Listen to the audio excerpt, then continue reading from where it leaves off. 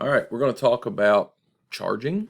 I'm going to do this kind of quick, and then we will kind of expand on it in class. So, just kind of going through the textbook, PowerPoint, and then I'll throw in some stuff as I go.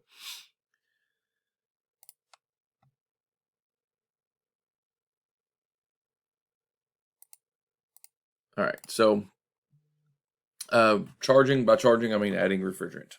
So there's different ways with different refrigerants. There's also different ways depending on if you're adding it to a system that already has refrigerant in it, or if you're going from an empty charge, so on and so forth. So moving right along. So I'm going to hit this really quick, and like I said, we'll talk about it more in class. Charging a system, one of the ways that you can do it, so you always want to have a scale, refrigerant scale. You want to be able to weigh out what you're putting in, even if you don't exactly know how much you're going to put in. You need to know how much you did, because your company or yourself, you're going to charge by the pound usually. So you need to be able to make some money and not overcharge or undercharge.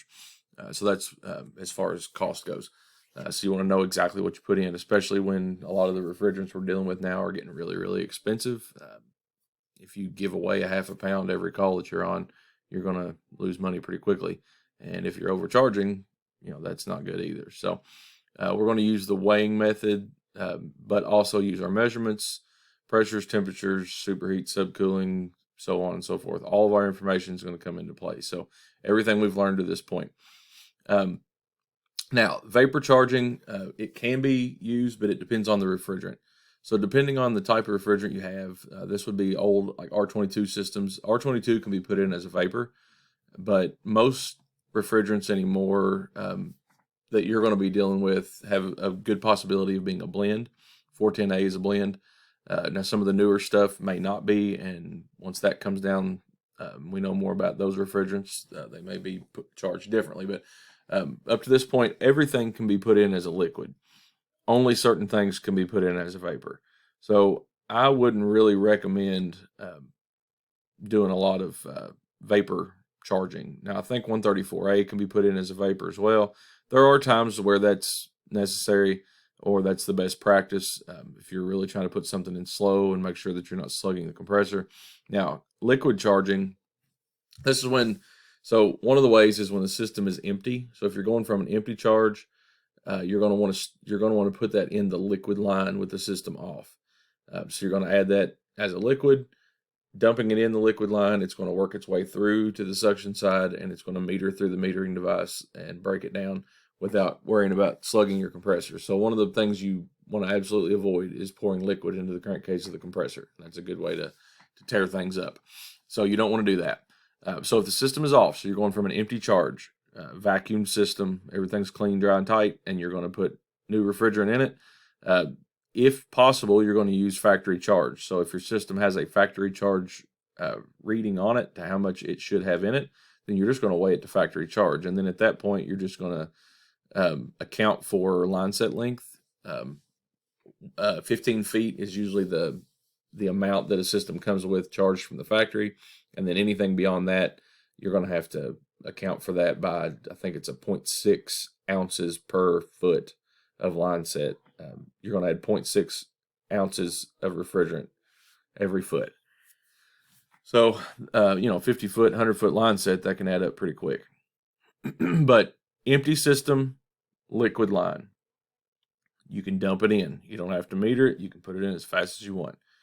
You're just dumping that in, trying to make full charge if you have a factory charge.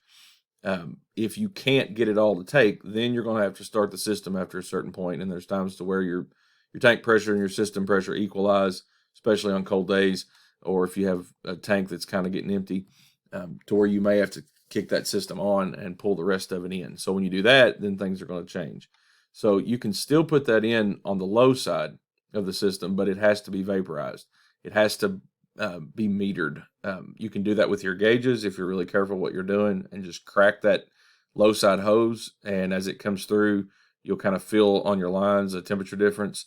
But you have to make sure that you're metering it through. If you dump it through, you're going to dump it straight in the compressor, and that's going to cause problems.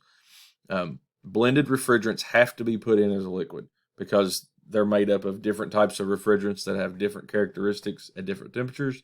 And so if you're putting it in as a vapor, you may only be pulling one part of that blend, or some of that blend in, and so you may break that apart or fractionate that to where now it's not the refrigerant that it's supposed to be, and you're not going to charge it properly. So you want to put that in as a liquid. You can put any refrigerant in as a liquid, as far as I know. I don't know any that you can't. So R22, even though it can be put in as a vapor, 134A, you can still put it in as a liquid, and it's a lot faster. So as long as you know what you're doing, you got good practices. I put everything in as a liquid pretty much anymore. So you just got to break that down. They also make things that you can put in line that will break that down, so you don't have to worry about metering it with your gauges. And so once you have the system on, you're going to,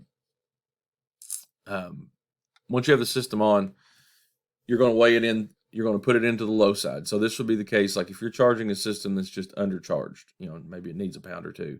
And so you're putting it in, you're weighing it because you're going to charge them for what you put in, but you don't know how much you need. You're just trying to get to the pressures and temperatures that you need. And then you're going to say, okay, I put in 1 pound and 6 ounces. And that's how you're going to charge the customer. So weighing for different reasons. Factory charge method, you have a target and you're going to weigh it in until you hit that target. Topping off, putting in a system that's already running, or finishing up, you're just shooting for the right operating pressures, and then you're going to use that to bill the customer. So you're going to want to use refrigerant scales, obviously, and when you put those on, you're going to make sure that you zero those scales, because you're going to weigh that, and we'll do all that in lab. Different methods to try to make sure you got the right charge. It's easier if you have a factory charge and you're in doubt. You can always pull that refrigerant out and weigh that back in, as long as you have a clean recovery cylinder and you can pull it out and put it back in. So there are times to where it's, maybe you just can't decide if your charge is right, and maybe you've got multiple issues and you're like, I think I may have this, and I think my charge may be off. So you can pull charge and then just charge it back to factory charge, account for your line set length, and you should be good on that. And then refrigerant is right, and then you can see if that fixed it or if there's other issues. So that's definitely something that comes in handy. If you're doing, so like we're going to learn in class, there's different methods, but basically you're shooting for your targets. So we're going to learn, we're learning that, how should a system be running when it's running properly. This talks about blends again. Just you'll hear terms zeotropic or azeotropic, near azeotropic. So azeotropic, I can't already say it. These are blends, near azeotropic or zeotropic blends. That there's a term called glide, which is sort of like a band that those refrigerants may perform at slightly different pressures and temps, but it's not really something that you're probably going to deal with on a you're going to understand just on a service tech perspective. But those blends, that's why they have to be put in as a blend or as a liquid, because they are blended refrigerants. I'm skipping through this really quick. We talked about fractionation. That's where you break it down. So that's why you put it in as a liquid, and you don't have to worry about that. So we're going to go through a lot of this in class, so I don't want to spend a bunch of time talking about it. We're just going to do it. But charging a system, you have to know when to do it, how. You have to know when you're going to weigh it in, maybe when to pull it out as well, recovery, charging back, how to go from a zero charge all the way up to a full system, how to go from a partial charge up to a properly charged system. And just because you go to factory charge, don't just assume that that's going to fix everything and you don't have to do your test.